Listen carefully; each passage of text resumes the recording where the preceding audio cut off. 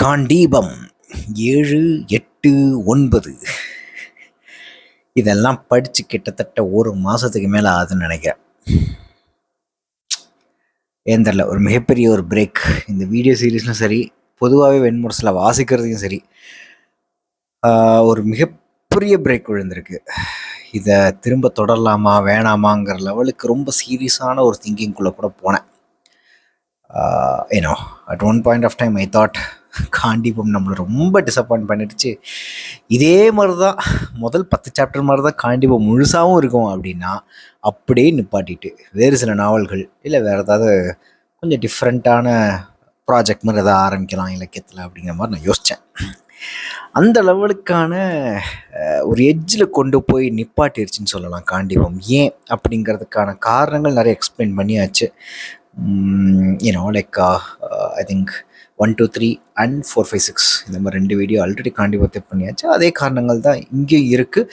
ஒரு முழுக்க ஒரு அதாவது அந்த கேரக்டர்ஸ்லாம் வாழ்கிற காலத்திலே அந்த கேரக்டர்ஸை பற்றின ஒரு துன்ப கதைகள் மாதிரி நிறையா சுத்த விடுறது இருக்குல்ல, ஒரு ஃபேண்டசி கதையாட்டம் சுத்த விடுறது இருக்குல்ல. அத்தனை இன்னொருக்கு மாயாஜால உலகத்துக்குள்ளே போயிட்டு அந்த கேரக்டர்ஸையே வச்சு அந்த மாயாஜால உலகத்துலேயே வேறு ஏதோ ஒன்று சொல்ல ட்ரை பண்ணுறது இருக்குல்ல, ரொம்ப புதுசாக இருக்குது. அந்த ஒரு ஆங்கிளை திங்க் பண்ணுறது. பட் ஆஸ் அ ரீடராக I want to definitely understand, like, how each and everyone thinks about their life, what their philosophical point of views. இதுதான் வெண்முரசு முழுக்க கொட்டி கிடக்குது. ஆனால் அவர்கள் மனிதர்களாக இருக்கட்டுமே, ஒரு படி மேலே போய் ஒரு மாயாஜாலக்காரர்களாக கிருஷ்ணன் மாதிரி கூட இருக்கட்டுமே, இளையாதவன் மாதிரி கூட இருக்கட்டுமே. ஆனால் இந்த இளைய பாண்டவன் அர்ஜுனனை பற்றி சொல்லக்கூடிய இல்லை அர்ஜுனனை மையமாக வச்சு எழுதப்பட்ட இந்த காண்டீபம்ங்கிற நாவல் முதல் 10-11 சாப்டர் வரைக்குமே முழுக்க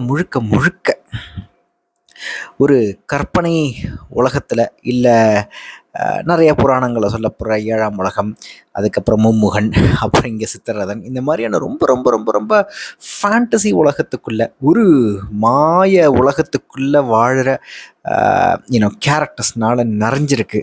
அங்கே புனையப்படுற ரொம்ப பயங்கரமான ஒரு ஃபிக்ஷனல் கேரக்டர்ஸை வச்சு ஒட்டுமொத்த அர்ஜுனனை சுற்றி இருக்கக்கூடிய ஒரு எக்ஸாஜரேட்டட் ஸ்டோரிஸ் அவன் வாழ்ந்த காலத்திலே பரப்பப்படுறதாகவும் சொல்லப்படுது. ஏன்னா இது எல்லாமே மாலினி, உஷ்ணை, அதுக்கப்புறம் அந்த சுபகை, இவங்க எல்லாரும் சேர்ந்து சுஜயன் அப்படிங்கிற சின்ன குழந்தைக்கு சொல்லக்கூடிய இந்த அர்ஜுனனை பற்றின லைக் நம்பிக்கை சார்ந்த தொன்மம் சார்ந்த கதைகள் இருக்குல்ல, இந்த ஃபார் ஃபேண்டசி ஸ்டோரிஸ் இருக்குல்ல, அது வழியாக என்னென்ன பெரிய விஷயங்கள்லாம் சொல்கிறாங்க. அதுவும் சுஜயனுக்கு போய் அர்ஜுனோட அர்ஜுனோட பற்றின எக்ஸாஜரேட்டட் ஸ்டோரிஸ் வழியாக சூதர்கள் சொல்லக்கூடிய இல்லை நூல்கள் எழுதப்பட்டிருக்கிற அர்ஜுனை பற்றின கதைகள் எல்லாமே ரொம்ப ஒரு மாய உலகத்துக்குள்ள, ஒரு கற்பனை உலகத்துக்குள்ள போய் சொல்லப்பட்டாலும் அது சொல்லக்கூடிய விஷயங்கள் எவ்வளோ ஃபிலாசபிக்கலாக இது சுஜயன் மாதிரி ஒரு குழந்தைக்கு சொல்கிறாங்க. இந்த மாதிரி எக்கச்சக்கமான விஷயங்கள் எனக்கு கிடைக்குது. நான் முன்னாடி சொன்ன மாதிரி வெண்முரசு ஆரம்பத்துலேருந்து சொன்ன மாதிரி I don't have any problem in going in to a particular world.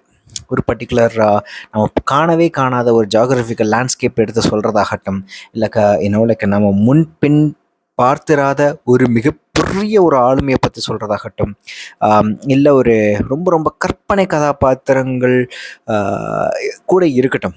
ஆனால் அதன் வழியாக அதில் எவ்வளவு நுவான்சஸ் சொல்லப்படுது, அதில் எவ்வளோ பெரிய ஃபிலாசபிக்கல் பாயிண்ட் ஆஃப் வியூ சொல்லப்படுது, இதெல்லாம் தான் முக்கியம்.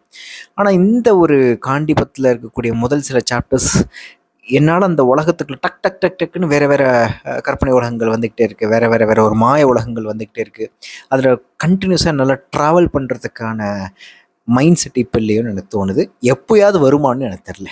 ஏன்னா பொதுவாகவே லைக் இப்போ ஒரு என்ன சொல்கிறது, ஒரு தவளை பேசுது, பாம்பு பேசுது அப்படிங்கிற சின்ன ஒரு ஃபேபிள் வேர்ல்டுக்குள்ளே கூட ஈஸியாக நுழைஞ்சிட முடியும். ஏன்னா அது ஒரு இன்ட்ரெஸ்டிங்காகவும் இருக்கும், அது வழியாக மையத்தை நோக்கி ஏதோ ஒன்று சொல்லக்கூடிய ஒரு விஷயமும் இருக்கும், அது கொஞ்சம் எளிமையாகவும் இருக்கும். அந்த மாதிரி இங்கே ட்ரை பண்ணாலும் சூப்பர் தான் ஆக்சுவலாக. ஏன்னா இங்கே பேசப்படுற விஷயம், இங்கே வைக்கப்படுற நிறைய நான் நோட் பண்ணி வச்சுருக்கிற இடங்கள்லாம் பார்க்கணுமே. என்ன தான் படிக்கிறப்போ ரொம்ப டிஸாட்டிஸ்ஃபைங்காக இருந்தாலும் நிறைய இடங்களில் அர்ஜுனன் கேட்கக்கூடிய கேள்வி, அர்ஜுனனுடைய தேடல், அந்த கற்பனை கதாபாத்திரங்கள், அந்த மாய கதாபாத்திரங்கள்லாம் வந்து பேசக்கூடிய அந்த ஒரு ஃபேபிள் வேர்ல்ட்லேருந்து எழுந்து பேசக்கூடிய அத்தனை விஷயங்களும் ரொம்ப ஃபிலாசபிக்கலாக தான் இருக்குது ஆக்சுவலாக. ஒட்டுமொத்த வாழ்க்கையே புரிந்து கொள்ளக்கூடிய ஒரு சூத்திரம் மாதிரி ஒரு சில லைன்ஸ்லாம் வருது. அதெல்லாம் நான் எதுவுமே சொல்லலை, அதெல்லாம் சூப்பராக தான் இருக்குது. ஆனால் it's just the journey in between like ஒரு அண்ணன் தம்பி சண்டைகளை பற்றி பேசும்பொழுது, இல்லை அதில் இருக்கிற அரசியலை பற்றி பேசும்பொழுது, இல்லை ஒரு அடிப்படை மானுட உணர்வுகளை பற்றி எக்கச்சக்கமாக பேசும்பொழுது, இங்கே திடீர்னு இப்படி ஒரு உலகத்தை நுழைச்சி விட்டால் தான் பெரிய டிஸ்டர்பிங்காக இருக்குது ஆக்சுவலாக. மற்றபடி அது சொல்லக்கூடிய அனைத்து ஒரு ஒரு வாழ்வியலோ இல்லை ஒட்டுமொத்த தத்துவார்த்த பிரச்சனைகளை பற்றி சொல்லும் பொழுது, ஒரு தத்துவார்த்த கண்டடைதைகள், ஒரு தேடுதலை பற்றி சொல்கிறதுல எனக்கு பிரச்சனையே கிடையாது. அதுதான் இந்த பியூட்டியே. அதனால தான் படிக்கவே முடியுது. இல்லைன்னா சும்மா ஒரு மாய உலக கதையை வந்து ஒரு ஃபேபிள் ஸ்டோரியோ ஒரு ஃபேண்டசி ஸ்டோரியோ படிக்கிறதுக்கு எப்படி பிடிக்கும் ஒருத்தனுக்கு, ரைட்? ஸோ அது கடைசியில் சொல்லக்கூடிய விஷயங்கள். இப்போ சித்திரரதன் கதையிலேயே எவ்வளோ அழகாக like yes, you can't look at each and every small particles on your way, you just have to crush it and go, but your journey should be towards a bigger goal. It can't be for your selfish like a ride. அப்படிங்கிற ஒரு மிகப்பெரிய ஒரு ஒன்லைனராக எடுத்துக்கக்கூடிய ஒரு விஷயம் இருக்குல்ல, அதுதான் அந்த learning தான் முக்கியம் நினைக்கிறேன். ஏன்னா எல்லா இந்த மாய யதார்த்த கதைகள்லேயே, இந்த ஒரு மாய கதைகளில் ஒரு ஃபேபிள் ஒரு ஃபேண்டசி ஸ்டோரி இப்படி தான் என்னால் கோட் பண்ண முடியுது. ஒரு ஃபேண்டசி ஃபேபிள், ஒரு புராண கதை, ஒரு தொன்ம கதையை அந்த அப்படி தான் என்னால் சொல்ல முடியுது. I'm not sure if this is the right categorization of all the stories. இந்த சித்திரதன், மும்முகன், லைக் உலூபி கதைகளை எல்லாத்தையும் இந்த மாதிரி கோட்டுக்குள்ளே தான் அடைக்கிறது கரெக்டான தெரில. But I just like put it in this way. இந்த அத்தனை கதைகள்லையுமே யோசித்து பார்க்கும்பொழுது அந்த எழுந்து வரக்கூடிய அந்த ஒரு பார்வை இருக்குல்ல, இந்த ஒரு வாழ்க்கை பார்வை, ஒரு தத்துவ பார்வை ஒன்று இருக்குல்ல, அது மட்டும்தான் எனக்கு முக்கியம். எந்த ஒரு ஃபேண்டசி ஆர் ஃபேபிள் ஸ்டோரியிலையும் அதுதான் முக்கியம். ஒரு பாம்பும் தவளையும் பேசுது, ஒரு பூனையும் நாயும் பேசுது, அப்படியான ஒரு லைக் ஒரு ஃபிக்ஷனல் வேர்ல்டுக்குள்ளே, அந்த உலகத்துக்குள்ளே நுழைஞ்சிடலாம். ஆனால் அதுக்கு நடுவில் பேசக்கூடிய விஷயம் என்ன, வேறு எப்படியோ டைரெக்டாக சில விஷயங்களை சொல்ல முடியாது. இல்லை ஒரு ஒரு இன்ட்ரெஸ்டிங் ஒரு சுவாரஸ்யத்தன்மைக்காக அப்படியான சில ஒரு உலகத்துக்குள்ளே ஒரு ஃபிக்ஷனல் வேர்ல்டுக்குள்ளே நுழைஞ்சு அது வழியாக சொல்லக்கூடிய ஒரு விஷயங்கிறது தான் எஞ்சி வந்து நிற்கும், ரைட்? ரொம்ப பியூட்டிஃபுல்லான ஒரு ஃபேபிள் ஸ்டோரி நான் படித்த மாதிரி ஞாபகம் இருக்குது, எஸ்ராவோடது. ரொம்ப முன்னாடி அது சமூகத்தை பற்றின ஒரு கிரிட்டிசிசமாக இருக்கும். Instead of taking the real person persons are like character names, அங்கே ஒரு தவளை, பாம்பு, அந்த மாதிரி லைக் ஒரு அழகான ஒரு ப்ளே ஒன்று நடத்தி விட்டு அது வழியாக சொசைட்டியை கிரிட்டிசைஸ் பண்ணுறதாகட்டும், அது வழியாக வேறு ஒரு விஷயத்தை ஒரு ஓவரால் ரொம்ப ரொம்ப சிக்னிஃபிகண்ட்டான ஒரு விஷயத்த சொல்லக்கூடியதாகட்டும், அதுதான் நம்ம மைண்ட்லேயும் நிற்கும் ஆக்சுவலி, ரைட்? அங்கே இருக்கிற ஒரு மனித உணர்வுகளை பற்றி பேசுகிறதுக்கான பாசிபிலிட்டிஸ் இல்லை, நிறைய ஊமைகளை பற்றி பேசுகிறதுக்கான பாசிபிலிட்டிஸ் இல்லை, அங்கே நிறைய கேரக்டர் சேஞ்சஸ் பற்றி பேசுகிறதுக்கு பாசிபிலிட்டிஸ். ஸோ அந்த மனிதர்கள் அப்படிங்கிற ஒரு கான்செப்டை விட்டு விலகும் பொழுதே இட்ஸ் ஜஸ்ட் இந்த ஃபேண்டசி வேர்ல்டை நம்ம எடுத்துக்கிறதே வேறு ஏதோ ஒரு விஷயத்தை ரொம்ப தெளிவாக சொல்லக்கூடிய ஒரு டெக்னிக், ஒரு யுக்தியாக தான் அந்த ஃபிக்ஷனல் லைக் டெக்னிக்காக தான் அதை பார்க்க முடியுது. அப்படி பார்க்கும்பொழுது தான் காண்டிபத்தில் எக்கச்சக்கமான இடங்கள்ல இந்த journey towards that particular world, ஏன்னா எனக்கு சொல்லக்கூடிய அத்தனை கதைகளையுமே ரொம்ப ஐம் கெட்டிங் லாஸ்ட் அப்படிங்கிற மாதிரி நான் ஃபீல் பண்ணுறேன். பட் அதையும் தாண்டி எக்கச்சக்கமாக நோட் பண்ணி வச்சுருக்கேன். ஒரு 7, 8, 9, 10, 11 இப்போ தான் 12th சாப்டர் வந்து திரும்ப ரொம்ப நாள் கழித்து மாதங்கள் கடந்து நான் படிக்க ஆரம்பிச்சிருக்கேன். மாதம்னா ஒரு மாதம் கடந்து நான் படிக்க ஆரம்பிச்சிருக்கேன். So let's see. ஸோ இதில் இப்போ நான் கோட் பண்ண போகிற அத்தனை விஷயங்கள்லையும் எவ்வளோ ஞாபகம் இருக்குது எதுவுமே தெரியாது. நான் ஏன் சில விஷயங்களை ரசிச்சுன்னு கூட தெரியாது. சில நேரங்கள் எனக்கு ஒரு சில கேரக்டர்ஸோட பேர் மறந்து போயிருக்கலாம். முக்கியமான சில கேரக்டர்ஸோட பேர் மறந்து சித்திரதன், இப்போ மும்முகன், இப்போ இந்த உலூபி, இந்த மாதிரி ரொம்ப ரொம்ப ரொம்ப ரொம்ப ரொம்ப முக்கியமான சில கேரக்டர்ஸ் பேர் தான் ஞாபகம் இருக்குது. இப்போது 7 உலகத்துக்குள்ளே பயணித்து 7ஆம் உலகத்துலேருந்து மேல் உலகத்துக்கு, முதல் உலகத்துக்கு வரக்கூடிய ஒரு 12வது சாப்டரில் லைக் அத்தனை பேரோட பேர்லாம் எனக்கு ஞாபகம் இருக்காது. நிறைய நுவான்சஸ் கூட மறந்துருக்கலாம்னு நினைக்கிறேன். But let's see like how far I could ரிமெம்பர்னு பார்ப்போம். உனது தேர் என் இன்ப நுகர்வை அழித்தது. தேவருக்காயினும் மானுடருக்காயினும் தெய்வங்கள் அளித்த இன்பங்கள் 3: உண்ணுதல், புணர்தல், ஊழ்கத்தில் அமர்தல். 3ஐயும் சிதைக்கும் உரிமை விண்ணவருக்கோ மன்னவருக்கோ அளிக்கப்படவில்லை. இங்கு நீ செய்த பிழைக்கு என்ன சொல்ல போகிறாய் என்றான். விண்ணிலும் மண்ணிலும் பாதைகள் தேர்களுக்கானவை. எளிய சிற்றீர்கள் 10,000 பாதைகளில் இருக்கலாம். அவற்றை நோக்குபவன் தேரோட்ட இயலாது. இன்று வரை இலக்கடைந்த அத்தனை தேர்களும் அவ்வழியில் உள்ள பிற எவற்றையும் நோக்காதவையே. நான் தேர்வலன். இலக்கு இலக்கு நோக்கும் வீரன், இச்சிற்றுயிர்களை அழிப்பது எனக்கு பிழையல்ல அறமே என்றான் சித்திரரதன்.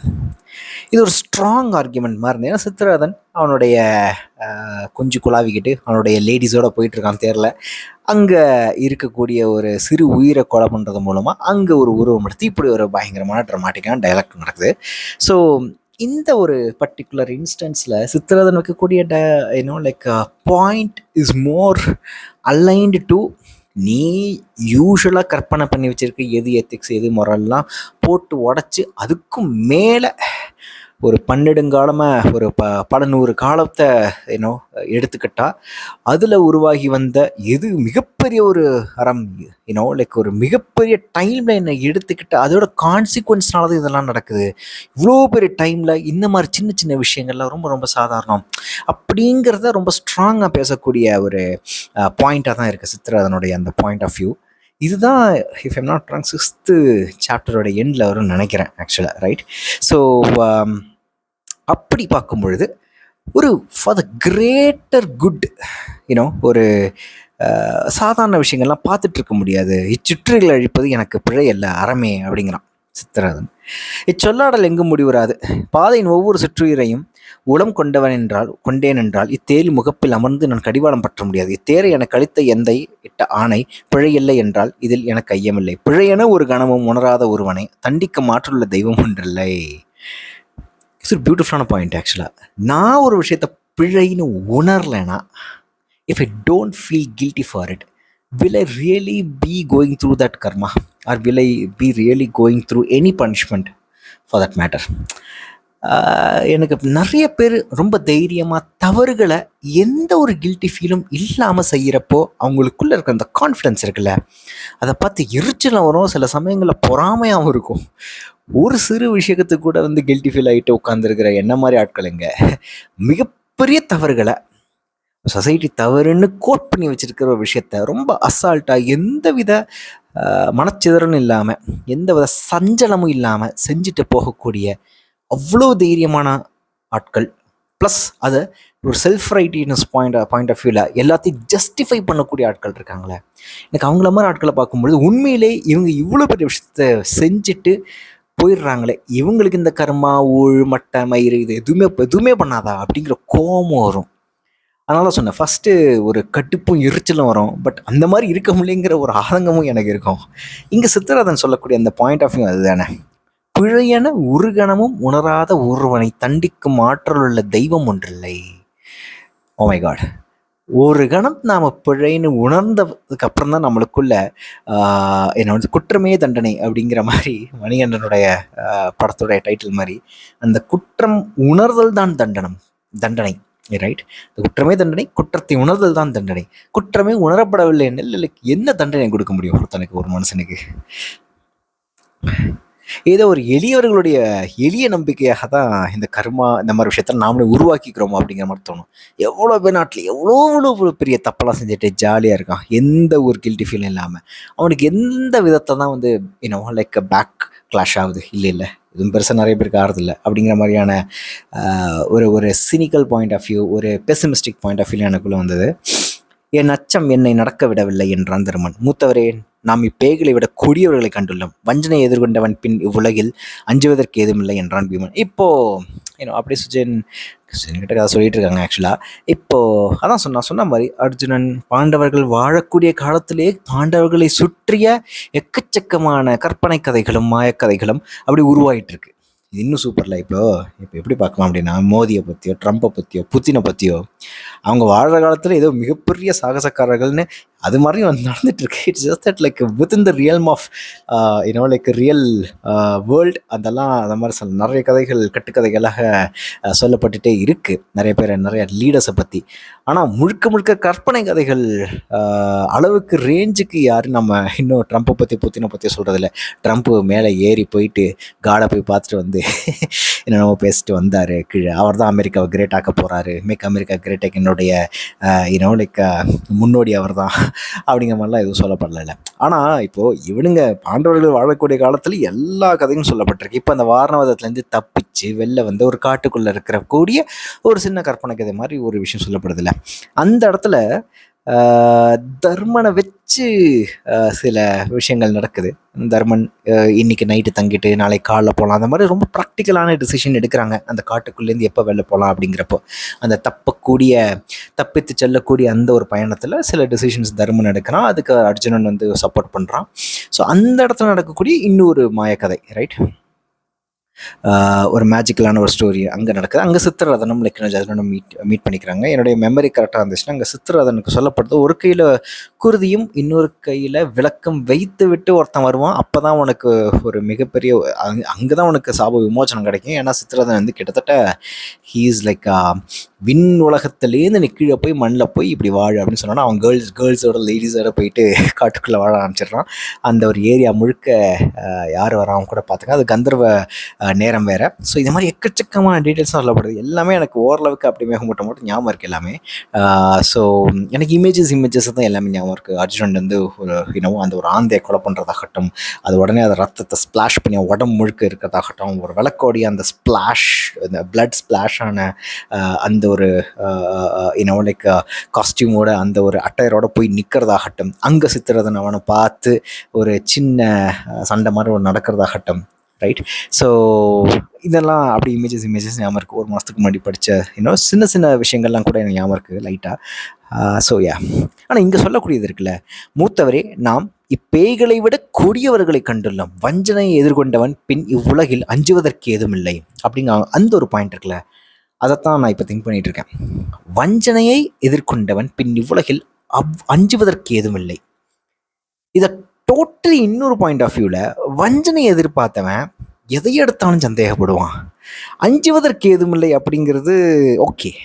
லைக் உண்மையிலே ஒரு பியூர் பெட்ரையலை, ஒரு வஞ்சனையை சந்தித்தவன், ஒரு காழ்ப்பை சந்தித்தவன், ஒரு கம்ப்ளீட் எனிமிட்டியை நம்மளை போட்டு தள்ளணும்னு ஒருத்தன் துடிச்சிட்டு இருக்கான், அந்த ஒரு உணர்வை டைரக்டாக ஃபீல் பண்ணவனுக்கு, அந்த வஞ்சனையை ஃபீல் பண்ணவனுக்கு என்னை பொறுத்த வரைக்கும் எஸ், அஞ்சுவதற்கு ஏதும் இல்லை, அதையே பார்த்தாச்சு, இதுக்கு மேலே என்ன அப்படிங்கிற ஒரு லைக் அது வந்து த டாப் ஆஃப் ஒரு ஒரு டாப் ஆஃப் த ஃபீலிங்ஸ்ன்னு கூட சொல்லலாம் நினைக்கிறேன். ஸோ அதை அடைந்தவனுக்கு அதற்கு கீழே வரக்கூடிய எந்த ஒரு உணர்வும் அவனுக்கு ஒரு அச்சத்தை கொடுக்காது அப்படின்னு சொல்கிறதாகட்டும். இன்னும் இந்த வஞ்சனையை பார்த்தவன், ஒரு பெட்ரையில் பார்த்தவன், இல்லை ஒரு மிகப்பெரிய மானோட கீழ்மையை பார்த்தவன், அதுக்கப்புறம் சினிக்கலாக மாறி எதை எடுத்தாலும் சந்தேகப்படக்கூடிய ஒரு குணமாகவும் மாறுவான் அப்படிங்கிற மாதிரி தான் எனக்கு தோணுச்சு ஆக்சுவலாக. ஸோ இங்கே இந்த வஞ்சனை, ஒரு எனிமிட்டி அப்படி பார்த்தவனுக்கு இவ்வளோக்கு அஞ்சுவதற்கு எதுவும் இல்லை அப்படிங்கிறது ஒரு படம் கரெக்டாக. அது வேறு சில like how it will be, அதை எதிர்கொண்டவன் வேறு என்னென்னலாம் அவனுக்குள்ள அஞ்சுவதற்கு எதுவும் இல்லை, ஹி வில் பி ஃபியர்லெஸ் அப்படிங்கிறது ஒரு பக்கம். வேறு என்னென்னலாம் அவன் சினிக்கலாமல் மாறத்துக்கு சான்ஸ் இருக்கு, அவன் பயங்கர சந்தேகக்காரனாக மாறத்துக்கு சான்ஸ் இருக்குது. இந்த மாதிரி அஞ்சுவதற்கு எதுவும் இல்லை அப்படிங்கிறத தாண்டி fearless plus few other things also will be his or her character throughout his or her life after facing that வஞ்சனை அப்படிங்கிற மாதிரி எனக்கு தோணுது. கந்தர்வரே, என் வகை நுண்திறன் பெற்றவர் நீங்கள். அங்கே உங்கள் கந்தர்வ கண்ணீருடன் நீராடுகையில் உருவழிந்து இலகிமை கொண்டு காற்றென ஆகியிருந்தீர். காதல் கொண்டு கணிந்திருந்த அகமோ நுண்ணிய அனிமையில் இருந்தது. காமம் கலைந்து எழுந்து சினம் பெருகி என்னுடன் போர் புரிய வருகையில் மலையென வளர்ந்து மகிமைக்கு மாறியது உங்கள் உடல். அப்போதும் காதலின் நினைவில் அனிமையில் நீடித்திருந்தது உள்ளம். உங்கள் மகிமையுடன் போரிடலாகாது என்றுணர்ந்தேன். இம்மென்மலர்களால் உங்கள் அனிமையை தாக்கி வென்றேன். இது இங்கேயும் சரி, சித்திரதனுடைய போன்னு சொல்ல முடியாது, ஒரு சித்திரனுடைய இருக்கக்கூடிய கான்வர்சேஷன், ஒரு கான்ஃப்ளிக்ட்லேயும் சரி, அதுக்கப்புறம் 12வது சாப்டரில் வரக்கூடிய பல அந்த உலகங்களுக்கு ட்ராவல் பண்ணி ஒவ்வொரு உலகமாக ஏறி ஏறி ஏறி போகிறதுக்காக ஒவ்வொரு அரவத்தையும் எதிர்கொண்டு வென்று மேலெழுந்ததையும் சரி, எல்லா இடத்துலையும் ஒரு மொமெண்ட்டில் எதிராளி தோக்கக்கூடிய அந்த ஒரு தருணத்தில் பூதாகரமாக அர்ஜுனன் எழுந்து தாக்கக்கூடிய ஒரு விஷயம் இருக்குல்ல, அது ஒரு மாதிரி காமனாக வந்துட்டுருக்கேன்னு நினைக்கிறேன். இது நான் பல இடங்களில் கனெக்ட் பண்ணி சொல்லணும்னு நினைக்கிறேன். உண்மையிலே முற்றிலும் நிகர் ஆற்றல் கொண்டவர்கள் மோதும் பொழுது, எதுவாக இருக்கட்டும், ஃபிசிக் மட்டும் இல்லை, வாட் எவர் இட் இஸ், ஒரு moment, it all takes just a moment to beat the other side அப்படிங்கிற மாதிரி ஒரு ஒரு ஒரு லேர்னிங் மாதிரி நான் எடுத்துக்கிட்டேன். இங்கேயுமே பார்த்தோம்னா ஆனால் அதுக்கு முன்னாடி இன்னொன்று அது நிறைய இடங்களில் கனெக்ட் பண்ணணும். பகைவரை நல்லா தெரிஞ்சவன், தட் இஸ் லைக் ஒருத்தனை நல்லா தெரிஞ்சவன் யார் அப்படின்னா அவனுடைய பகைவனாக தான் இருப்பான் அப்படின்னு சொல்கிறதாகட்டும். இங்கே ஒரு கணத்தில் இந்த கந்தர்வனுடைய, இந்த சித்திரதனுடைய அத்தனை என்னால் குள்ளுக்குள்ளே ஓடுற அத்தனையும் தெரிஞ்சுக்கிட்டு அவனுக்குள்ளே கழிந்திருக்கிற அந்த காதல், அவனோட அகத்துக்குள்ளே ஓடிட்டே இருக்கக்கூடிய அந்த என்னோட அன்பு இல்லை காமத்தை வந்து தெரிஞ்சுக்கிட்டு அதுக்கப்புறம் லைக் என்னவா மாறி சித்திரனை வெல்லணும் அப்படின்னு இருக்கான்ல. ஸோ அந்த இடத்துல தான் ஆஸ் அன் ஒரு ஆப்போசிட்டில் நம்மளை எதிர்த்து ஒருத்தன் எவன் நின்னாலும் அவன் நம்மளை முழுதாக அறிந்து கொண்டு ஏதோ ஒரு மொமெண்ட்டில் நம்மளை வீழ்த்துறது இருக்குல்ல, அந்த ஒரு மொமெண்ட்டை நம்ம தடுமாறும் பொழுது அவன் நம்மளை மேலே ஏறி எப்படி அடிக்கிறது இருக்குல்ல. ஸோ அந்த ஒரு வீக் பாயிண்ட்டை கண்டுபிடிக்கிறது தான் முக்கியம்னு நினைக்கிறேன். ஸோ இது இந்த இடத்துல மட்டும் இல்லை, எக்கச்சக்கமான இதுக்கப்புறம் வரக்கூடிய நிறைய சாப்டர்ஸில் லூசிங் இன் ஒன் மொமெண்ட் அதுதான் மிகப்பெரிய பெரிய விஷயமா சொல்லப்படுது. அந்த ஒரு மொமெண்ட்டில் எதிராளி தோற்கும் பொழுது, இல்லை சஞ்சலம் அடையும் பொழுது, இல்லை தடுமாறும் பொழுது அந்த நிகராற்றல் ஒரு பக்கமாக சாஞ்சு அந்த ஒரு தருணத்தில் எதிராளி அந்த வீக் பாயிண்டை கண்டுபிடிச்சி தாக்கும் பொழுது லைக் ஹியாஸ் லைக் ஒரு புதாகரமாக எழுந்து நின்று எதிராளி தாக்குறாள். அந்த மாதிரி மூமெண்ட் தான் லைக் திரும்ப திரும்ப வந்துட்டுருக்கு நான் நம்புகிறேன். தசைகள் தளர உடல் தொய்ந்து மண்ணில் அமிழ்ந்து சித்திரதன் கண்ணீர் விட்டான். ஆம், என்னுள் இரண்டென பிளந்து வலுவிழந்தேன். எனவே நீ என்னை வென்றாய். அர்ஜுனன், கந்தர்வரே, வெல்லப்படுபவர் அனைவரும் பிளவுண்டவர்களே, ஒன்றன் நின்றவன் தோற்றதில்லை. திரும்ப சொல்லப்படுது. Full focus only gives victory அப்படின்னு ஏதோ ஒரு நோட் எழுதி வச்சிருக்கேன். இதை நான் வேறு விதமாக எனக்குள்ள நான் பொருத்தி பார்த்துக்கிட்டேன். ஆக்சுவலாக சிதறுண்டவர்கள், ஐ மீன் என்னுள் இரண்டென பிளந்து வலுவிழந்தேன்.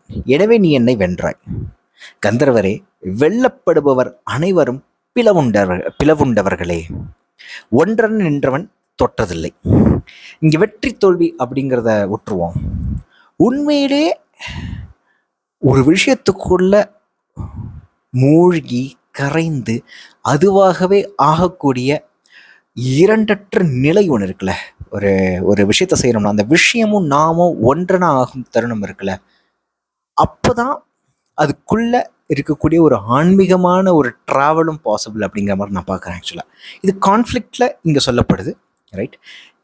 ஒரு கான்ஃப்ளிக்டில் இருக்கிறவன், ஒரு எதிராளியை சந்திக்கக்கூடிய ஒருத்தன், அவன் எவ்வளோ ஃபோக்கஸ்டாக இருக்கணும் அப்படிங்கிற ஒரு பாயிண்ட் ஆஃப் வியூன்னு சொல்லப்படுது. ஸோ வெல்லப்படுபவர் அனைவருமே பிளவுண்டவர்களே, ரொம்ப ஸ்ட்ராங்காக ஒருமையுடன் ஒரு ஃபோக்கஸ்டோட எந்த வித சிதறல்களும் சஞ்சல்களும் இல்லாத ஒருத்தனால் மட்டும்தான் வெல்ல முடியும் அப்படிங்கிறது ஒரு புறம். இங்கே வெற்றி தோல்விங்கிறதெல்லாம் எடுத்துட்டு ஒரு ஆன்மீக பயணத்துக்குள்ளே போகணும் அப்படின்னாலே அந்த ஒரு ஃபோக்கஸ்ட் எனர்ஜி தான் முக்கியம்.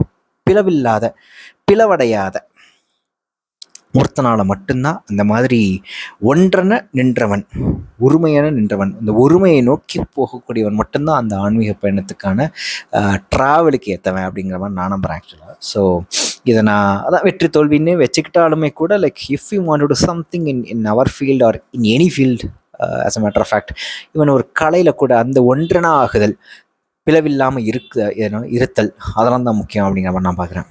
அர்ஜுனன், ஆம், சிற்றுயிர்களை சகடங்கள் தவிர்க்க முடியாது. ஆனால் அந்த இலக்கு அச்சிற்றுயிர்களின் நலனுக்காக அமைந்திருக்க வேண்டும். அனைத்துயிரும் மண்ணில் காலொன்றி அறத்தில் உயிருன்றி இங்கு வாழ்கின்றன. அவ்வறத்தை இலக்காக்கியவன் செல்லும் பயணம் தெய்வங்கள் நிகழ்த்துவது, அவன் அதன் கருவி மட்டுமே என்றான். இதுதான் நான் சொன்ன முக்கியமான. இப்போ சித்திரன் முன்னாடி வச்ச அந்த பாயிண்ட் இருக்குல்ல, ரதத்தை எடுத்துட்டு போகக்கூடியவனுடைய பாதையில் அதில் அவனுடைய பயணத்தில் வரக்கூடிய சிற்றுயிர்களை வந்து அவன் கண்டுக்கவே முடியாது. It's almost like becoming impossible. ஆனால் இங்கே திரும்ப அதுக்கு ஒரு கவுண்டர் ஆர்குமெண்ட்டாக அர்ஜுன் சொல்லி அந்த சித்திரனை விடுவிக்கிறது இருக்குல்ல, this is the answer for you. So அவனுக்கு சொல்லப்படுறது, சித்திரன் சொல்லப்படுறதே, நீ வைக்க ஆர்குமெண்ட்டுக்கு நீ போய் ஒரு சாபம் மாதிரி போய் மனோலத்தில் போய் இரு, உனக்கு ஒருத்தன் வருவான் பல்லாயிரம் வருடங்களுக்கு கழித்து, இல்லை பல காலங்களுக்கு காலங்கள் கழித்து ஒருத்தன் ஒரு பக்கம் விளக்கோடையும் இன்னொரு பக்கம் குருதியோடையும் வந்து நிற்பான். அவன் அவனுக்கு ஒரு ஆன்சர் கொடுப்பான். இந்த ஆர்குமெண்ட்டுக்கான கவுண்டர் ஆர்குமெண்ட், சரியான கவுண்டர் அவன் ஒருத்தன் கொடுப்பான். அவன் சொன்னால் தான் உனக்கு உரைக்கும் அப்படிங்கிற மாதிரி சொல்கிறது இருக்குல்ல. அங்கே தான் S it is definitely impossible to to have any journey as a matter of fact, like without killing lot of சின்ன உயிர்கள். ஆனால் இங்கே சொல்கிற மாதிரி அனைத்துயிரும் மண்ணில் காலொன்றி அறத்தில் உயிருன்றி இங்கு வாழ்கின்றன. அப்போது இது இன்னொரு ஒரு ஒரு மாரல் சயின்ஸ்லாம் பேச விரும்பல, இது இன்னும் மொராலிட்டி கிளாஸ்லாம் கிடையாது. பட் இது இன்னும் எந்த ஒரு பயணமும், இங்கேருந்து நான் ஆஃபீஸ் போகக்கூடிய ஒரு சாதாரண பயணத்தில் கூட ஷுடன்ட் இட் ஹாவ் ஒரு bigger purpose for the entire humanity or அவ்வறத்தை இலக்காக்கியவன் செல்லும் பயணம் தெய்வங்கள் நிகழ்த்துவது, அவன் அதன் கருவி மட்டுமே. ஸோ அப்போது each and every action in our life shouldn't it be focused towards that அறம். அந்த ஒவ்வொரு விஷயத்திலையும் அறத்தை காக்கக்கூடியவன் அவன் செல்லும் பயணத்தில் ஏற்படக்கூடிய அத்தனை லாஸ் ஆஃப் லைஃபுக்கும் அவன் பொறுப்பு இல்லை. அத்தனை loss of life kind of justified if that person is always on a journey to a bigger ethical stand or ஒரு பிக்கர் எத்திக்கல் பர்பஸ் உள்ள ஒரு ஜேர்னியாக மட்டும்தான் இருக்கணும். ஈவன் ஒரு அன்றாட லைஃப்பில் இதை நான் பொருத்தி பார்க்கணுனாலே என்னுடைய journey even to to satisfy my daily needs or my economical situation better, to make my economical situation better, எல்லாமே இது ஒரு மிகப்பெரிய ஒரு அர்த்தத்தோட பொருந்தி போகணும் அப்படி நான் திங்க் பண்ணணும்னு நான் நினைக்கிறேன். ஸோ ரொம்ப ஒரு என்ன சொல்கிறது, நானே ரொம்ப எக்ஸ்ட்ராப்புலேட்டட் தாட்டாக இருக்குது. But I'm just trying to think, ஒரு ஓவர் திங்கிங் மாதிரி கூட தோணுது, ஒரு சின்ன விஷயமா இருக்குது, ஏன் நான் இவ்வளோ ஓவர் திங்க் பண்ணுறேன்னு கூட எனக்கு தோணுது. But somehow I'm just trying to put it in my practical life. இந்த ஒரு சென்டென்ஸ் இருக்குல்ல, அவ்வறத்தை இலக்காக்கியவன் செல்லும் பயணம் தெய்வங்கள் நிகழ்த்துவது, அவன் அதன் கருவி மட்டுமே. ஸோ ஒரு பிகர் பர்பஸ், ஒரு பிகர் எத்திக்கல் பர்பஸ்க்காக நம்மளுடைய பயணம், மொத்த வாழ்க்கை பயணம் அப்படி தான் இருக்கணும். அப்போது சுற்றுகளை பற்றி கவலைப்பட தேவையில்லை. அந்த சுற்றுகள் நம்ம எவ்வளோதான் அந்த சிற்றர்கள் கொன்னாலும் அதுக்கான ஒரு ஜஸ்டிஃபிகேஷன் இருக்குது. வேற ஒரு பிக்கர் பர்பஸ்க்காக அந்த அந்த அந்த கொலைகளும் அந்த பயணத்தில் ஏற்படக்கூடிய அந்த loss of lifes is kind of justified அப்படிங்கிற மாதிரி ஒட்டுமொத்த பாரத போரையும் அந்த மாதிரி ஒரு கான்செப்டுக்குள்ளே கொண்டு வரலாம், ஒரு ஃபிலாசபிக்கல் ஐடியாக்குள்ளே கொண்டு வரலாம் நினைக்கிறேன். மாலினிக்கு பின்னால் அமர்ந்திருந்த சுபகை இந்த கதையை பலவாறாக சொல்கிறார்கள். சித்திராதன் இளவரசர் தூக்கி கொண்டு தருமரின் காலடியில் போட்டதாகவும், கும்பினசி தருமரின் கால்களில் விழுந்து அழுததனால் அவர் கந்தர்வரை கொல்லாமல் விட்டதாகவும் கேட்டிருக்கிறேன் என்றாள். தருமருக்கும் சூதர்கள் இருப்பார்கள் அல்லவா, என்ன இருந்தாலும் அவர் இந்திரபிரசத்தை ஆளப்போகும் இளவரசர் என்று மாலினி சிரித்தாள். இது முழுக்க அர்ஜுனனை பற்றி சொல்லக்கூடிய, அர்ஜுனன் எப்படி சித்திராதனை சந்தித்து இந்த மாதிரி கான்வர்சேஷன் நடந்து அவன் ஒரு சாப விமோச்சனம் கிடச்சிது அவனுக்கு அப்படிங்கிற மாதிரி. பட் உண்மையிலே தர்மருக்கும் சுதர்கள் இருப்பாள். ஸோ தர்மன் கிட்ட அர்ஜுனன் சித்திரனை கூப்பிட்டு காலில் போட்டதும், தர்மன் அதுக்கப்புறம் அவனுக்கு ஒரு அவனுக்கு ஒரு ரிலீஸ் ஆர்டர் கொடுத்ததாகவும் சொல்லப்படுறது எல்லாமே எஸ், உண்மையிலே இது எல்லாமே கதைகள். அவங்க வாழ்கிற காலத்திலே அவங்கள பற்றி சொல்லப்பட்ட கதைகள். அத்தனை கதைகளே ஒவ்வொருத்தருக்கும் ஒவ்வொரு வருஷன் இருக்கு தான் செய்யும். ஸோ ரஷமன் ஸ்டோரியும் ரஷமன் கான்செப்ட் உள்ள வந்துருச்சு. சுபகை பாவம் பாஞ்சால அரசி, கவிஞரின் சொல்லுக்கிணையாக நகரை அமைப்பதற்காகவே அவர் அள்ளும் பகலும் உழைக்கிறார், அதை எட்டவே முடியவில்லை என்றால் மாலினி, ஆமாம், அதை கட்டி முடிக்கவே முடியாது என்று இப்போதே சூதர்கள் கதைகளை கட்டிவிட்டார்கள். ஊழிக்காலம் முடிவது வரை அங்கே ஏதோ ஒரு மூலையில் சிற்பிகளின் ஒளிகள் ஒலித்து கொண்டேதான் இருக்குமாம் என்றாள். ஸோ வெண்புரஸில் எக்கச்சக்கமான இடங்கள் வரக்கூடிய ஒரு விஷயந்தான். இப்போ சூதர்கள் சொல்கிற வசனங்கள் இல்லை சூதர்கள் சொல்லக்கூடிய அந்த எக்ஸாஜரேட்டட் பொயட்டிக்னஸை மெயின்டைன் பண்ணுறதுக்காகவே மகாபாரத கேரக்டர்ஸ் அவங்க காலத்தில் வாழும்போதே அத்தனை கதைகள் கொட்டி கிடக்கிறதுனால அதுக்கேற்ற மாதிரி வாழக்கூடிய கேரக்டர்ஸாக மாறுறாங்கல்ல ஒவ்வொருத்தரும். அதே மாதிரி தான் இந்திரபிரசத்தை பற்றி எக்கச்சக்கமான பில்டப்பும் ஹைப்பும் சொல்லப்பட்டுக்கிட்டே இருக்குது, ரைட்? கட்டி முடிக்கப்படாத இந்திரபிரசத்தில் கதை நடக்கிறதா தான் நிறைய கதைகள் சொல்லப்படுது. இப்போ அடுத்து வரக்கூடிய கதை பாஞ்சால அரசி வருடத்திற்கு ஒரு முறை ஒவ்வொரு பாண்டவர்கிட்டையும் வாழணும் அப்படிங்கிறது ஒரு கதை. அப்போது ஒரு குரூப் தர்மர்கிட்ட நியாயம் கேட்க வராங்க. அதுக்கு அர்ஜுனன் வேற ஒரு ஆளை கூப்பிட்டு அர்ஜுனை கூப்பிட்டுவான்னு சொல்கிறதாகட்டும், தர்மர் கொஞ்சம் லைட்டாக சல்லாப மூடில் இருந்ததுனால வர முடியாதுன்னு சொல்கிறதாகட்டும், அப்புறம் அர்ஜுனனரே போய் தர்மருடைய கதவை தட்டுறதாகட்டும். அந்த ஒரு வருஷ காலத்தில் ஒவ்வொரு பாண்டவர்கிட்ட இருக்கும் பொழுது வேற எந்த பாண்டவனையும் பாஞ்சால அரசை பார்க்கக்கூடாதுன்னு நினைக்கிறேன். பார்க்கக்கூடாதோ இல்லை தொடர்பில் இருக்கக்கூடாதோ, சம்திங் லைக் தட். ஆனால் அப்போது வேறு வழியே இல்லாமல் கதவை தட்டி தருமன் கோவப்பட்டு பாஞ்சால அரசி பார்த்து நீ எப்படி இந்த மாதிரி ஒரு பிழையை செய்யலாம் அப்படின்னு சொல்லி, இந்த வருஷம் இவன் என் மனைவி, ஓ மனைவி, நீ எப்படி நீ எப்படி வந்து பார்க்கலாம் அப்படின்னு சொல்லி அது வழியாக அவர் காட்டுக்கு போகிறது ஒரு தண்டனை மாதிரி. அதன் வழியாக தான் இந்த மும்முகன் கதை, அதுக்கப்புறம் அந்த ஐராவதம் காடு, அதுக்கப்புறம் லைக் ஊபிலி, ஐயோ பேர் மறந்து போச்சு, ஃபர்ஸ்ட் ஞாபகம் வந்து இப்போ மறந்து போச்சு. ஸோ அந்த நாகத்தோடைய கதைகள் அந்த 7 உலகங்களுக்குள்ளே போய் ட்ராவல் ஆகி 7ஆம் உலகத்துலேருந்து முதல் உலகத்துக்கு வந்த கதைகள் எல்லாமே அங்கே ஆரம்பிக்குது. ஸோ முழுக்க முழுக்க முழுக்க ஜாலியாக சொல்லிட்டு போயிட்டே இருக்காங்க. எனக்கு தான் லைட்டாக அங்கங்கே இடிச்சுது. But yeah, so the ultimate point here what I want to say is, yes, எத்தனை டைரக்ஷன் ஆஃப் ஸ்டோரிஸ் இருக்குது. தர்மருக்கு சூதர்களாக இருக்கக்கூடிய ஆட்கள் தர்மரை பெருசாக பேசி அதே ஸ்டோரியை கொஞ்சம் ட்வீக் பண்ணுறதாகட்டும், அர்ஜுனர், பீமர், சகதேவன், லைக் நகுலன், இதே மாதிரி எல்லாருடைய பாயிண்ட் ஆஃப் வியூவில் அவங்களும் ஹீரோவை முன்னிறுத்தி இருக்கக்கூடிய ஸ்டோரிஸ் வந்து விரவி கிடக்குது. சுபகை இதழ்களுக்கான நல்ல திட்டம். சமையல் பாத்திரங்களைப் போல உடலை கழுவலாம் என்கிறார்கள். உள்ளத்தை எப்படி கழுவது என்றால், உள்ளத்தை எண்ணத்தால் கழுவலாமடி பிறப்பும் இறப்பும் உறவும் எல்லாம் மானுடனின் வெறும் பாவனைகள் மட்டுமே என்றாள் மாலினி. சுபகை பெருமூச்சு விட்டாள். இது I think like this is where the decision is made, like Panchali has to, அதான் இந்த ஒரு சூதர் கதைகளில் வாய் வழியாக சொல்லப்படுற இந்த கதைகளில் இந்த பிரச்சனைலாம் அமைஞ்சு, அதுக்கப்புறம் like everyone has to live with Panchali only for a year, for the next 4 years for that Pandavan, like Panchali is not a wife. அந்த இடத்துல நடக்கக்கூடிய ஒரு சின்ன இன்ட்ரெஸ்டிங்கான கான்வர்சேஷன். ஆப்வியஸ்லி உள்ளத்தை எண்ணத்தால் கழுவலாம், நல்ல திட்டம். சமையல் பாத்திரங்களை போல உடலை கழுவலாம் என்கிறார்கள். உள்ளத்தை எப்படி கழுவுவது? லைக் ஹவ் வில் யூ, ஒரு வருஷம் இவன் எனக்கு பொண்டாட்டி, அடுத்த வருஷத்துல இவன் எனக்கு அண்ணி, இல்லை இவன் எனக்கு வந்து தம்பி பொண்டாட்டி அப்படின்னு எப்படி பார்க்குறது? Like how will you like look at like that, how will you change your heart, how will you change your mind, like that's very டஃப்ல. அந்த மாதிரியான ரொம்ப ரொம்ப எளிய உள்ளங்களை பற்றி, எளிய மானுட உள்ளங்களை பற்றி பேசக்கூடிய நிறைய கான்வர்சேஷன்ஸ் வந்தது.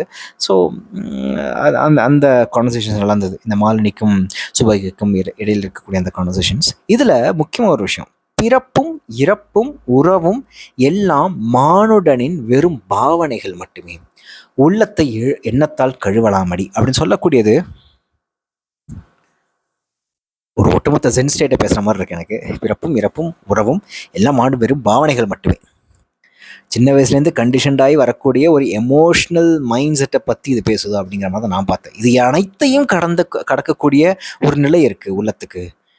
அந்த உள்ளத்தை எண்ணத்தால் கழுவலாமடி. ஸோ ஒரு மாதிரி ஃபோர்ஸ்டு திங்கிங்னால இந்த கண்டிஷனை விட்டு வெளில வரணும் அப்படிங்கிற மாதிரி நான் பார்க்குறேன் ஆக்சுவலாக. ஃபார் எக்ஸாம்பிள், இப்போ ஒருத்தருக்கு எலிவேட்டர் கண்டா பயம் அப்படின்னு வச்சுப்போம், லிஃப்ட்டை கண்டா பயம். ஒரு எக்ஸ்போஷர் தெரப்பி மூலமாக இந்த லிஃப்ட்டை ஃபஸ்ட்டு போய் காமிக்கணும், அதுக்கப்புறம் ஒரு கால் உள்ள வைக்கணும், அப்புறம் 2 கால் உள்ள வைக்கணும், அப்படியே கொஞ்சம் கொஞ்சமாக எக்ஸ்போஷர் பண்ணி அந்த கண்டிஷனாக இருக்கக்கூடிய எலிவேட்டரை பற்றின, லிஃப்ட்டை பற்றின ஃபியரை வந்து எடுப்பாங்கள்ல. லைக் அந்த மாதிரி வாட் ஐ திங்க் இஸ், உண்மையிலே இந்த பிறப்பு இறப்பு உறவு எல்லா உணர்வு நிலைகளையும் விட்டு வேற ஒரு தளத்துக்கு உள்ளம் போகணும்னா அதை ஒரு மாதிரி ஃபோர்ஸ்டாக எக்ஸ்போஷர் தெரப்பி மாதிரி தொடர்ந்து அதை ப்ராக்டிஸ் பண்ணி கூட கொண்டு வரலாம். இப்போ இங்கே பாஞ்சாலி என்னோட ஒய்ஃப் இல்லைன்னு சொல்லி ஒரு 4 வருஷத்துக்கு அதையே நம்ப வைக்கலாம் அப்படிங்கிற மாதிரி உள்ளத்தையும் கொஞ்சம் ட்வீக் பண்ணலாம் அப்படிங்கிற மாதிரி தான் சொல்கிறேன். நான் நம்புகிறேன். அடி கதவு தட்டப்பட்ட போது அவள் ஏன் எழுந்து வந்து திறந்தாள் என்றாள். அவள் காலடி யோசை அரசிக்கு தெரிந்திருக்குமோ என்றாள் சுபகை. அந்த காலடி யோசையே அவளுக்கு சொல்லியிருக்கும் என்றாள் மாலினி. அக ஆழம் காத்திருப்பவற்றை செவிகள் தவற விடுவதில்லை. சற்று நேரம் கழித்து சுபகை ஆம் என்றாள். இது அர்ஜுனன் எரிச்சலாய், என்ன வெளில இவ்வளோ பேர் வெயிட் பண்ணிட்டு இருக்காங்க, உள்ள தருமன் இருக்கா அப்படின்னு சொல்லிட்டு லைக் அமைச்சர்கள் இல்லை வேறு யாரெல்லாம் விட்டு அனுப்பி அவன்லாம் வரமாட்டல, ஸோ நானே போகிறேன்னு சொல்லி தருமன் போய் அங்கே இருக்கக்கூடிய கான்சிக்வன்சஸையும் உணர்ந்து அங்கே பாஞ்சாலி இருந்து அவளை பார்க்கக்கூடிய தவறும் நிகழ்ந்துவிடும் அப்படிங்கிறத தெரிஞ்சும் அர்ஜுனன் போய் தருமனுடைய கதவை தட்டுறப்போ அங்கே எழுந்து ஓடி வந்து பாஞ்சாலி திறக்கிறான்னு நினைக்கிறேன். லைக் திரௌபதி திறக்கிறான்னு நினைக்கிறேன். அந்த திரௌபதி திறந்த உடனே, திறக்கிறதுக்கு முன்னாடி இருக்கக்கூடிய திரௌபதியோடைய கண்ணிங்காக அவள் ஏன் இப்படி வந்து திறக்கிறா அப்படிங்கிற ஒரு சின்ன திரௌபதி மேலே வைக்கக்கூடிய ஒரு சந்தேக பார்வையோடு வைக்கக்கூடிய வேணுனே தான் அவன் திறந்திருக்கா அப்படிங்கிற அவளை கொஞ்சம் வில்லியாக காட்டக்கூடிய ஒரு தருணமாக தான் எனக்கு பட்டது. ஆக்சுவலாக அவர் காலடி யோசை அரசுக்கு தெரிந்திருக்குமோ, அந்த காலடி யோசையே அவளுக்கு சொல்லியிருக்கும். ஆழம் காத்திருப்பவற்றை செவிகள் தவற விடுவதில்லை அப்படிங்கிறது இது ரொம்ப ரொம்ப ரொம்ப வேற ஒரு மொமெண்ட்டோட கம்பேர் பண்ணலாம். எனக்கு சின்ன வயசுலலாம் வீட்டுக்கு அப்பா வரக்கூடிய என்னோட ஒரு 5:30-6 மணி நெருங்கிருச்சு அப்படின்னாலே அப்பாவோட சைக்கிள் சத்தம் வந்து கேட்கும். ஏன்னா அப்பா ஒரு நம்ம ஸ்கூல்லேருந்து ஒரு 4:30 மணிக்கு வரோம் அப்படின்னா, அப்போ ஒரு 6-6:30 மணிக்கு பேங்க் வேலையெல்லாம் முடிச்சுட்டு வர்றப்போ திரு முனையில் சைக்கிள் சத்தம் கேட்டால் கூட அப்படி கேட்கும். அந்த சைக்கிள் அந்த டயர் இன்னும் ரோட்டில் பட்டு அந்த ஃப்ரிக்ஷனில் உராயிற அந்த சத்தமும் சரி, பிரேக்கு பிடிக்கிற சத்தமும் சரி, அவர் இறங்குற சத்தமும் சரி, ஒரு சின்ன பெல் அடிக்கிற சத்தமும் சரி, எல்லாமே அவ்வளோ ஸ்பெசிஃபிக்காக கேட்கும். அத்தனை ரோட்டில் வேறு பல டிராஃபிக் ஆகட்டும், வேறு சில சத்தங்களாகட்டும், மனிதர்களோட சத்தங்களாகட்டும், நாய் ஆடுங்கிற சத்தங்கள், எல்லா சத்தத்தையும் தாண்டி அப்பா வரக்கூடிய அந்த சைக்கிளோட சத்தம், அது எப்படி டயரு ரோட்டில் உராயிற சத்தம் முதற்கொண்டு எனக்கு கேட்கும். ஸோ இந்த இது இருக்குல்ல, ஆழம் காத்திருப்பவற்றை செவிகள் தவற விடுவதில்லை. That's a beautiful like explanation of what's happening inside Panchali அப்படிங்கிற மாதிரி எனக்கு தோணுச்சு. ஆக்சுவலாக I think she is really expecting Arjuna, she really wants to see Arjunan அப்படிங்கிற மாதிரி எனக்கு படுது இந்த இடத்துல. Plus she also wants Arjunan to have a தண்டனை, ஹாவ் அ பனிஷ்மெண்ட். ஸோ வேணும்னே போய் திறந்து லைக் அர்ஜுனை ஒரு மாதிரி பார்க்கறது இருக்குல்ல அந்த இடத்துல. தட்ஸ் ஆல்சோ வெரி ஒரு வில்லித்தனமான ஒரு க்யூட் ஸ்மைல் அங்கே விழுந்திருக்கும்னு நினைக்கிறேன். வில்லித்தனமான க்யூட் ஸ்மைல் ரொம்ப கான்ட்ராடிக்டரியாக இருக்குல்ல, ஒரு வில்லித்தனமான ஸ்மைல் அப்படி வச்சுப்போமே. அந்த ஒரு பார்வையோட அந்த ஒரு சிரிப்போட தான் அர்ஜுனன் அங்கே பார்த்துருப்பான் நினைக்கிறேன். பரவாயில்ல, இவ்வளோ ஞாபகம் இருக்குது. 7, 8, 9 இது அதிசயம்தான். 10, 11 அடுத்தது. பட் எவ்வளோ ஞாபகம் இருக்குன்னு தெரில, பார்ப்போம். எல்லாம் படித்து 1 மாதத்துக்கு மேலே ஆகுது.